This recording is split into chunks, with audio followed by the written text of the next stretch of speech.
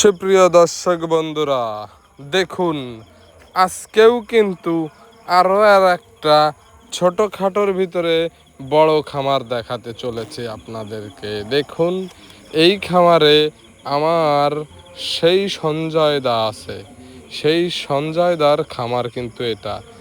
সঞ্জয় দার কয়টা গরু আছে জানেন? আনুমানিক ছোট বড় দিয়ে 40টা মতো আছে। সঞ্জয় দার কথা আছে, গরু পুষলে পুষার মতো পুষতে হবে এবং গরুর ভিতরে কি আছে সেটার শেষ না দেখে ছাড়বো না। তো যাই হোক, এই সঞ্জয় দার গোয়ালে কিন্তু আমার হাতের 2-3টা গরু আছে, বেশি না, আর বিক্রয় করে দেছে।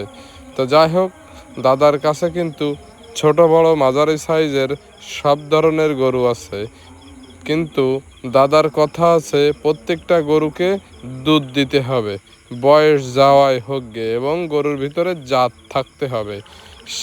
ঠিক সেটাই আপনাদেরকে দেখাচ্ছি। দাদার কিন্তু প্রত্যেকটা গরুই জাত গরু, এবং দাদা ইতিপূর্বে অনেকগুলো বাচ্চা বিক্রয় করে দিয়েছে, কিছু বাচ্চা রেখে দিয়েছে। দেখুন একটা গরু কিন্তু খুবই ভালো, সেই 35-36 লিটার দুধের গরুটা।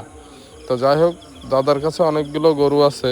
আর আজকে এই ভিডিও দেওয়ার উদ্দেশ্য এই কারণে যে আমাদের যশোরের 2-3টা বড় বড় খামারের ভিডিও দিলাম, আমার দাদার ভিডিওটা না দিয়ে আমি কি করে থাকি। আমার সঞ্জয় দার খামার এটা। এই লাল গরুটা আমার হাতের, ওই ভিতরে একটা আছে আমার হাতের, ওই বারান্দায় একটা আছে আমার হাতের। এই কিন্তু সেই ভায়া, টিপু ভাই।